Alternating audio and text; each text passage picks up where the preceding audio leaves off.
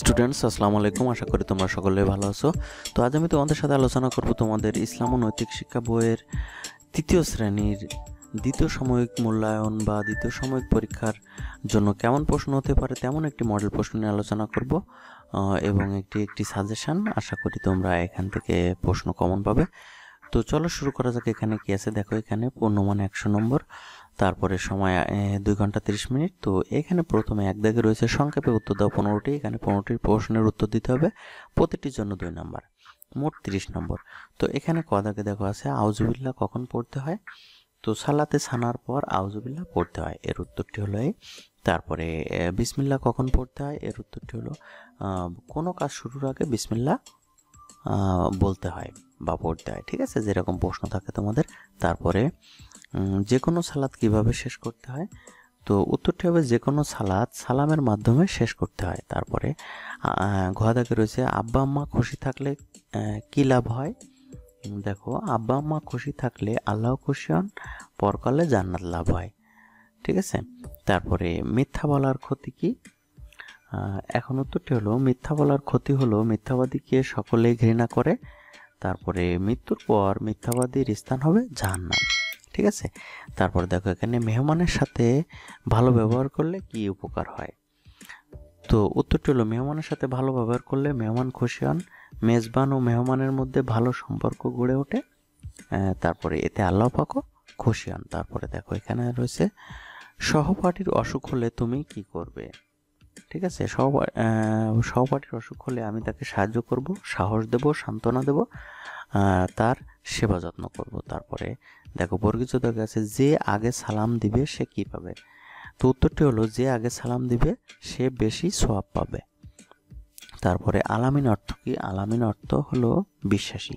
সত্যবাদী কাকে বলে, যে সত্য কথা বলে তাকে সত্যবাদী বলে। তারপরে রয়েছে মহানবী সাল্লাল্লাহু আলাইহি সাল্লাম কাকে সালাম দিতে বলেছেন। মহানবী সাল্লাল্লাহু আলাইহি সাল্লাম চেনা অচেনা সবাইকে সালাম দিতে বলেছেন। তারপরে কে মহানবী সাল্লাল্লাহু আলাইহি সাল্লামের চলার পথে কাঁটা দিত, এখানে উত্তরটি হবে মহানবী সাল্লাল্লাহু আলাইহি সাল্লামের পথে কাঁটা দিত এক বুড়ি। তারপরে পশু পাখিকে কষ্ট দিতে কে নিষেধ করেছেন, পশু পাখিকে কষ্ট দিতে নিষেধ করেছেন মহানবী সাল্লাল্লাহু আলাইহি সাল্লাম। তারপরে আল্লাহর সৃষ্টির মধ্যে সবার সেরাকে, আল্লাহর সৃষ্টির মধ্যে সবার সেরা হলো মানুষ। তারপর রয়েছে মধ্যাহ্ন দাগ, দেখো এখানে আল্লাহর অনুগ্রহ লাভের মাধ্যম কি, আল্লাহর অনুগ্রহ লাভের মাধ্যম হলো সৃষ্টি সেবা করা। তারপরে এখানে দেখো 2 দাগে রয়েছে শূন্যস্থান পূরণ করো 12টির জন্য পাবে 12 নম্বর। এখানে দেখো কতে রয়েছে আমরা আব্বা আম্মার ড্যাশ শুনবো, আব্বা আম্মার কথা শুনবো। তারপরে পিতার সন্তুষ্টিতে ড্যাশ সন্তুষ্টি, এখানে হবে পিতামাতার সন্তুষ্টিতে আল্লাহ সন্তুষ্টি। এখানে একটা মাতা পড়ে গেছে বা পিতার সন্তুষ্টিতেও থাকতে পারে, এরকম হতে পারে। তারপরে যে আগে সালাম দিবে সে কি, সে বেশি ড্যাশ পাবে, সে বেশি সওয়াব পাবে। মানুষের সেবা করা আল্লাহর ড্যাশ, আল্লাহর, এখানে দেখো মানুষের সেবা করা আল্লাহর ড্যাশ ইবাদত। তারপরে দাগে রয়েছে পশু পাখি কাউকে ড্যাশ দিতে নেই, কষ্ট দিতে নেই। তারপরে রয়েছে সত্য মানুষকে ড্যাশ দেয়, সত্য মানুষকে মুক্তি দেয়। সহপাঠী অর্থ ড্যাশ, সহপাঠী অর্থ পড়ার সাথী। তারপরে আব্বা আম্মা আমাদের সবচেয়ে ড্যাশ আপনজন। তারপর রয়েছে দাগ আল্লাহর সৃষ্টির ড্যাশ করব, আল্লাহর সৃষ্টির সেবা করব। তারপর রয়েছে মিথ্যা কথা বলা ড্যাশ মহাপাপ। তারপর রয়েছে মেহমান বাড়িতে আসলে প্রথমে ড্যাশ দেব, সালাম দেব। তারপরে দেখো রয়েছে এখানে মহানবী সাল্লাল্লাহু আলাইহি সাল্লাম কখনো ড্যাশ কথা বলেননি, কখনো মিথ্যা কথা বলেননি। তারপরে এখানে দেখো 3 দাগে রয়েছে বাম পাশের বাক্যাংশের সাথে ডান পাশের বাক্যাংশের মিল করো, এখানে 5টির জন্য 10 নম্বর পাবে। এখানে এগুলো আমি দেখিয়ে দিয়েছি একেবারে। তা দেখো ক দাগে মায়ের পায়ের নিচে সন্তানের জান্নাত। তারপরে যে সত্য কথা বলে সবাই তাকে ভালোবাসে, এটার সাথে মিলবে। তারপরে সালাম দিলে আল্লাহ খুশি হন। তারপর রয়েছে যে মিথ্যা কথা বলে কেউ তাকে ভালোবাসে না। তারপরে মহানবী সাল্লাল্লাহু আলাইহি সাল্লাম সবসময় মানুষের এটার সাথে মিলবে সেবা করতেন।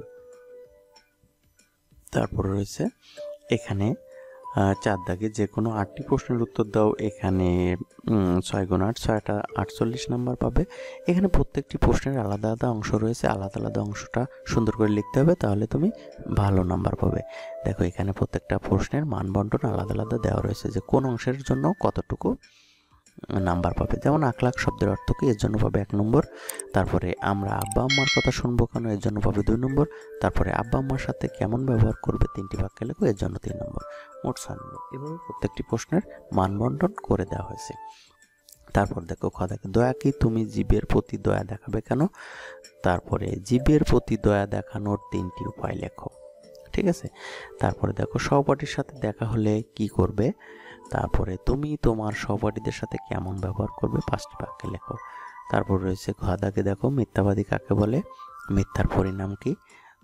তারপরে তোমার ছোট ভাইকে মিথ্যা বলা থেকে বিরত রাখার 3টি উপায় লেখো।